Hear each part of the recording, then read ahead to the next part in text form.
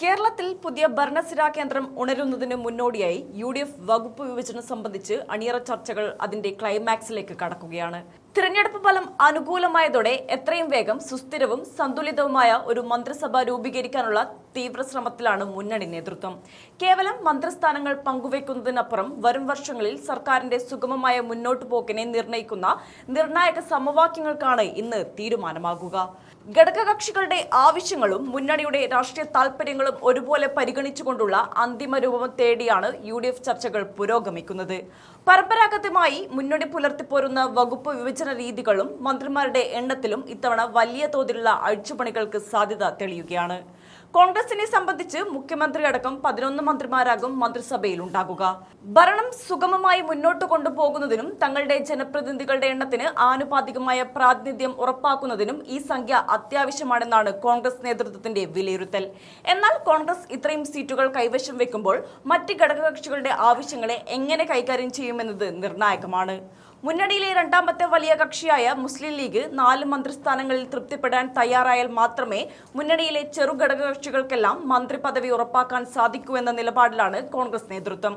ലീഗിന് 4 മന്ത്രിമാരും ഒപ്പം ക്യാബിനറ്റ് പദവിയുള്ള മറ്റു സുപ്രധാന പോസ്റ്റുകളും നൽകി അനുനയിപ്പിക്കാനുള്ള ഫോർമുലയ്ക്കാണ് നിലവിൽ മുൻഗണന.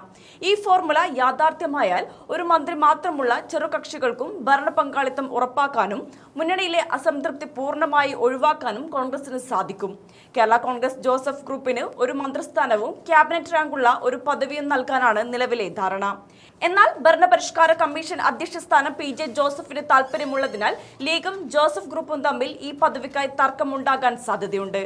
അതേസമയം ചെറിയ കക്ഷിയായ കെ.ഡി.പിയിലെ മാണി സി കാപ്പന് മന്ത്രിസ്ഥാനത്തിനു പകരം ക്യാബിനറ്റ് പദവിയോടെ ചീഫ് വിപ്പ് സ്ഥാനം നൽകണമെന്ന ആലോചനകളും കോൺഗ്രസ് കേന്ദ്രങ്ങളിൽ സജീവമാണ്. എന്നാൽ ആർ.എം.പി ഇത്തവണ മന്ത്രിസ്ഥാനത്തിന് വലിയ അവകാശവാദം ഉന്നയിക്കാനിടയില്ലെന്നാണ് സൂചന. ഇതിനു പുറമെ നിലവിൽ തീരുമാനിക്കപ്പെട്ട ചില പ്രധാന വകുപ്പുകളിൽ മാറ്റം വരുത്തണമെന്ന് ആവശ്യപ്പെട്ട് വിവിധ ഘടകകക്ഷികളിൽ നിന്ന് കടുത്ത സമ്മർദ്ദമാണ് കോൺഗ്രസ് നേതൃത്വം നേരിടുന്നത്. ധനകാര്യം, ആഭ്യന്തരം, റവന്യൂ തുടങ്ങിയ പ്രധാന വകുപ്പുകൾ കൈയാളുന്നതിനെ ചൊല്ലി അണിയറയിൽ തർക്കങ്ങൾ മുറുകുകയാണ്. പ്രധാനപ്പെട്ടതും ജനങ്ങളുമായി നേരിട്ട് ബന്ധമുള്ളതുമായ വകുപ്പുകൾ സ്വന്തമാക്കാൻ ഘടകകക്ഷികൾ പരമാവധി ശ്രമിക്കുന്നുണ്ട്. ഇത്തവണ റവന്യൂ വകുപ്പ് വേണമെന്ന ആവശ്യം ജോസഫ് ഗ്രൂപ്പ് ശക്തമായി ഉന്നയിക്കും. എന്നാൽ പരമ്പരാഗതമായി തങ്ങൾ കൈകാര്യം ചെയ്തിരുന്ന റവന്യൂ വകുപ്പിൽ ലീഗിനും കടുത്ത താൽപര്യമുണ്ട്. റവന്യൂ ലഭിച്ചില്ലെങ്കിൽ പൊതുമരാമത്തും ടൂറിസവും, അതല്ലെങ്കിൽ പൊതുവിദ്യാഭ്യാസവും ഉന്നത വിദ്യാഭ്യാസവും ചേർത്ത ഒറ്റ വകുപ്പായി നൽകണമെന്നാണ് കേരള കോൺഗ്രസിന്റെ ബദൽ ആവശ്യം. ഇതിനു പുറമെ ആരോഗ്യ വകുപ്പിലും മുസ്ലിം ലീഗ് കണ്ണുവെക്കുന്നുണ്ട്. പൊതുമേഖലാ സ്ഥാപനങ്ങൾ തകർച്ച നേരിടുന്ന സാഹചര്യത്തിൽ ചില നിർണായക തീരുമാനങ്ങൾക്ക് കോൺഗ്രസ് മുതിർന്നേക്കും. നഷ്ടത്തിലോടുന്ന KSRTC ഉൾപ്പെടുന്ന ഗതാഗത വകുപ്പ് ഇത്തവണ കോൺഗ്രസ് നേരിട്ട് ഏറ്റെടുക്കാനാണ് സാധ്യത. വിദ്യാഭ്യാസ വകുപ്പും കോൺഗ്രസ് ലീഗിന് വിട്ടുകൊടുക്കാതെ സ്വന്തം കൈകളിൽ സൂക്ഷിക്കണമെന്ന് പാർട്ടിയിലെ ഒരു വിഭാഗം ആവശ്യപ്പെടുന്നുണ്ട്. നിയമസഭാ സ്പീക്കർ പദവിയിലേക്കും തർക്കങ്ങൾ ഒഴിഞ്ഞിട്ടില്ല. നിലവിൽ സ്പീക്കർ സ്ഥാനത്തേക്ക് സജീവമായി ഉയരുന്ന പേര് മുതിർന്ന നേതാവ് തിരുവഞ്ചൂർ രാധാകൃഷ്ണന്റേതാണ്.